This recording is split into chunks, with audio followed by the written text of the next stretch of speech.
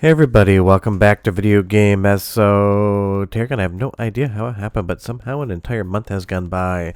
Spooky season is basically over. We're moving into Thanksgiving season if you're in the US, getting very close to Christmas, so it is time to do the monthly emulation news roundup, because it seems like every single month I say the same thing, and I really do believe it's true.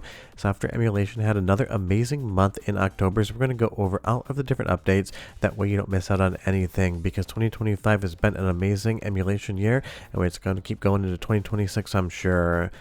Right off the top, though, we have a lot of PlayStation 3 news. First part is that many of the Namco 357 and 359 games are working in Teknoparrot today. Think Tekken, think stuff like Dark Escape 4D, AKB48 Sailor Zombie. There's a ton of fun that's now going to be able to be played via Teknoparrot on the PlayStation 3 arcade side of things. And if you weren't aware back in the day, yes, the PlayStation 3 was used in arcade hardware primarily by Namco, so now basically all of those games can be emulated at home, and you can definitely do this in RPCS3 as well, but Teknoparrot basically streamlines the entire process for you, so with about 8 button clicks just to bind your controller or your light gun, you are in-game and playing. And honestly, depending on your PC, so long as you have something decent, the performance here is absolutely just working so well. Something like Tekken, minus that one little frame drop, probably from the compilation of the shaders, you can get a locked 60 frames per second here. And on some of the PlayStation 3 arcade games, even if they did get a home console port, on the arcade side of things, you can get better frame rates or better visuals because the PlayStation 3 had a little bit more horsepower under the hood in its arcade variant than it did in homes. And you'll see here we are playing Raising Storm, a game that basically never emulated before this month. And no, I'm not missaying the actual title. This is not Time Crisis Raising Storm. This is the original version of the game from arcades before it was ported to the PlayStation 3 as a home release and given the Time Crisis moniker. So interestingly, this version is different, has completely different naming conventions, and I do think it has better performance in RPCS3 via Teknoparrot. And because this game was something with the I/O emulation that never worked before, outside of actually the month of October, you couldn't play this game in its arcade version, so that is absolutely a massive addition. And it really is stuff like this that absolutely makes me happy, having these games preserved for all time so that you can enjoy them. And just so you know, all of the PlayStation 3 stuff on Teknoparrot, it is not subscription based whatsoever. You can use the free version, you can play these games, get them all set up without any issues whatsoever. So that was definitely a big deal in October. But of course, if I'm going to talk about PlayStation 3 arcade side of things, then I need to go to the RPCS3 home console side of things as well, because that got another fundamentally meaty update in the month of October as well. Honestly, PlayStation 3 just suddenly took off at the back half of the year, and I would say RPCS3 keeps updating and keeps getting better every single release, to the point in time where sometimes I kind of feel like the best way to play a PlayStation 3 game is via emulation and not original hardware. At least I'm actually trying to capture it, because the PlayStation 3 with its HD CP protections can be an absolute pain in the ass to actually get an image out of it into my capture card, having to deal with HDMI splitters that basically remove the HDCP signal. And I will leave a link in the description below to every single emulation update I'm talking about here. But when I say the list of improvements on the PlayStation side of things was absolutely massive, I mean it. This was basically a cumulative update going through so many different test versions of RPCS3 until they basically released this one. So you're going to see better performance in a lot of games. You're going to see games running that weren't running before. Now, this isn't a finalized emulator. Of course, you're still going to see games that have issues. That is kind of just part of the development process. But in October of this year, PlayStation 3 emulation, both on the arcade side of things as well as on the home console side, just absolutely blew up and became that much better.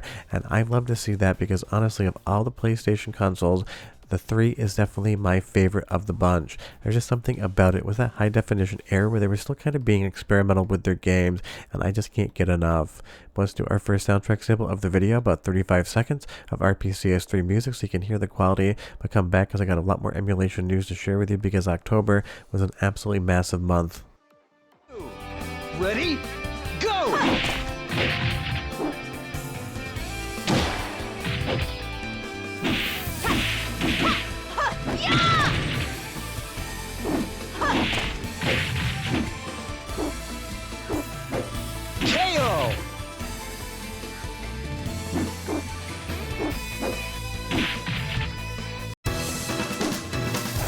That sounds exactly like it should, and that really is the takeaway of PlayStation 3 emulation in October. Whether you're on the arcade side of things or whether you're on the home console side, emulation for PlayStation 3 keeps getting better, and I can't wait to see what it does for the rest of the year, definitely into 2026.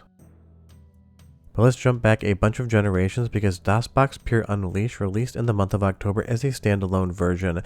This was available as a RetroArch core, but honestly, for the amount of options you can articulate in DOSBox Pure, having it as a standalone just becomes an easier experience to set up and enjoy, at least in my opinion. Leave me a comment down below and you tell me if you've been using DOSBox Pure Unleashed yet or not. And honestly, I know DOSBox exists as well as 86box, but there's just something about this version of it. I'm getting better compatibility, I'm getting better performance, I'm getting better ease of use. And don't think that's a knock on the other DOS emulation options out there. It is not whatsoever. I just always have to see which one I prefer, and this one's definitely taken the de facto lead for me. The nice thing is it's available for Windows, Mac OS, as well as Linux, so you Mac OS emulation users aren't being left out in the cold. And just based upon what this thing can run, it is a full range of hardware, all the way back from an 8086 all the way up to a Pentium 3 or AMD Athlon. You can install Windows 95, you can install Windows 98, you can play around with DOS. It really does basically cover a massive amount of quote-unquote generations for computer hardware. You can do something like play the original Doom or Doom 2 and have a fun time. Then you can go into some of the Windows 95 or 98 emulation and have full glide emulation support for the 3D effects games. And honestly, everything just runs when I put it in to DOSBox Pure. I've yet to hit a game that wouldn't run for me. I can just basically double click the game's name in the menu, start playing and have a great time. And again, based upon all of the different hardware generations here for the CPU side of things, it really does run an absolute massive range. So if you want to play something like Rise of the Triad or Heretic, you're going to be able to do that perfectly fine. If you want to go into Windows 98 and play something like Heretic 2 with all of its different 3D acceleration and 3D effects support, you can get away with that as well. So definitely check this one out, and again, all the links to the websites where you can grab these things are in the description, so whatever it is you want to play after watching this video, you're going to be able to do so. But DOSBox Pure Unleashed, straight up 10 out of 10 in my opinion. And Sega Saturn emulation hit a new milestone in the month of October as well because Ymir updated, and now it basically runs over 90% of the Sega Saturn library. And it's one of those things, this emulator basically didn't exist on January 1st, 2025, and by October, the end of it in 2025, you have near to perfect Sega Saturn emulation across 90% of the library. That is absolutely maybe the fastest emulation development I've ever witnessed, and I've been talking about it in real time. And even though the Sega Saturn definitely didn't succeed in North America, there are so many fun games to play on it, especially when you start playing around with Japanese region games, and having better Sega Saturn emulation options is definitely a plus. Now don't get me wrong, MedDefend does an incredible job as well, but it seems like not a lot of people, at least my commenters, like using MedDefend even with the addition of a graphical user interface which comes secondarily as an add-on app. A lot of people have been getting really excited about Ymir, and I can totally understand why. It just works, the compatibility is great, the performance is there, and the user interface works well enough to get the job done, and that's all you really need when you need a UI. But I just can't again believe how quickly Saturn emulation has improved in 2025 and how quickly Ymir went from basically running 4 games with graphical issues to over 90% of the Sega Saturn library with no issue whatsoever. If you can think of another emulator that worked that quickly, that fast from development, leave me a comment down below, but honestly, I can't think of anything where there is a library this massive where the first version versus like the 6th version had such an uptick in overall improvements and compatibility. You can just sit down today in Ymir and start playing games and having fun.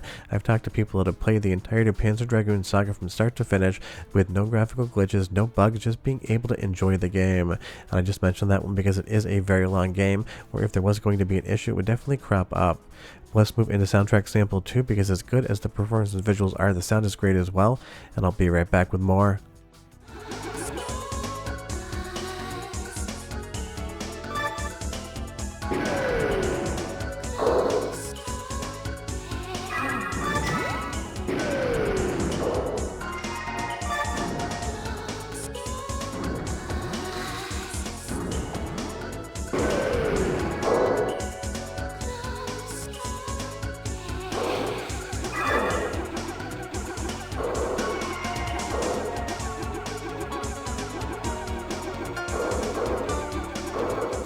I mean, really, that was just a little bit of a tricky way for me to make you listen to some more Zuntata music, because they still make the best arcade soundtracks of anyone, in my opinion, even if it is a Sega Saturn port. Let's move over to Azahar, because that got another meaty upgrade this month as well, and 3DS emulation definitely keeps improving, especially now that Citra really isn't an application as far as using the name Citra is concerned, because as a fork of a lot of projects, something like Azahar is taking up the crown of 3DS emulation, and I love seeing updates, because definitely it is still a work in progress, but it is one that is fundamentally seeing better performance, more games running, and more games running well.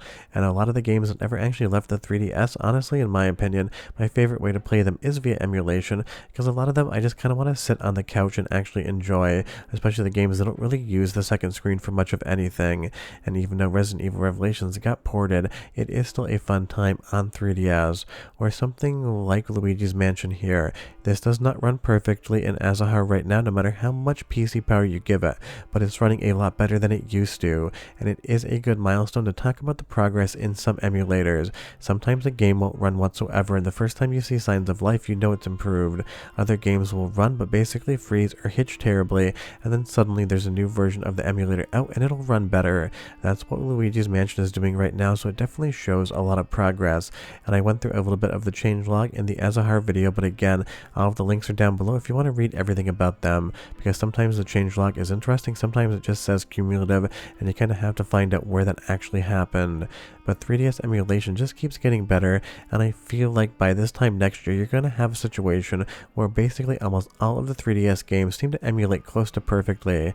Now, of course, I am just guessing and kind of presuming, but I just really feel like 3DS emulation, unless Nintendo decides to step in and be a problem again, and you know they love to do that, it's just going to get that much better in 2026, so we're going to get close to the point in time where you could say it's basically perfect.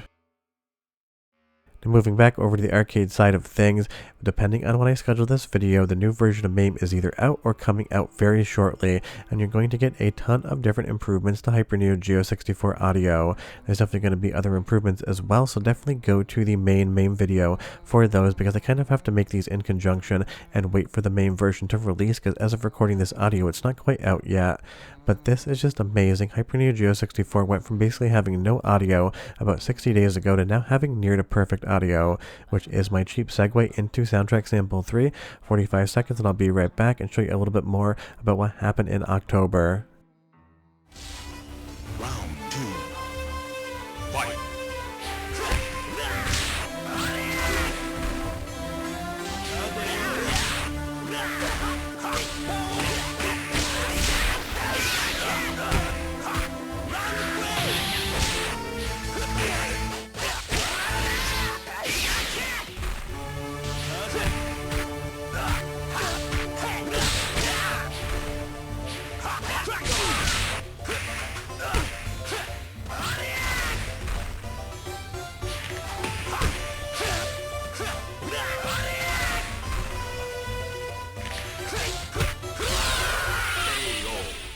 I mean, maybe some of the sound effects there come in a little bit hot and get close to clipping a channel, but otherwise the Hyper Neo Geo 64 audio just sounds good.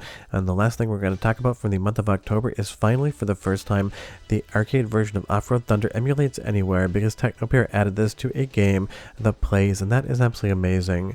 It's definitely no Hydro Thunder. That is one of the best games of all time, in my opinion, as far as arcade racing goes, but Off-Road Thunder is a fun time, and it's one of those things, if you wanted to play the arcade original version up to about 30 days ago, you'd have to get an arcade board and wire it up in your house or a full cabinet. Now you can just sit down at Teknoparrot and start to enjoy it, and I love stuff like that, because it means in the future this game is going to be playable for everyone, whatever they want to play it. And if you know me and you know the channel, that's something I always advocate for, the preservation of gaming media, so anyone who wants to play a game can figure out a way to do so we don't lose more things to time. Believe me, comment down below and you tell me, if there's one game you could just make work via emulation right now, which one would it be? Even though I own the original hardware, I would make the Konami Viper run in MAME perfectly, so people could enjoy all the wild games that are on that hardware.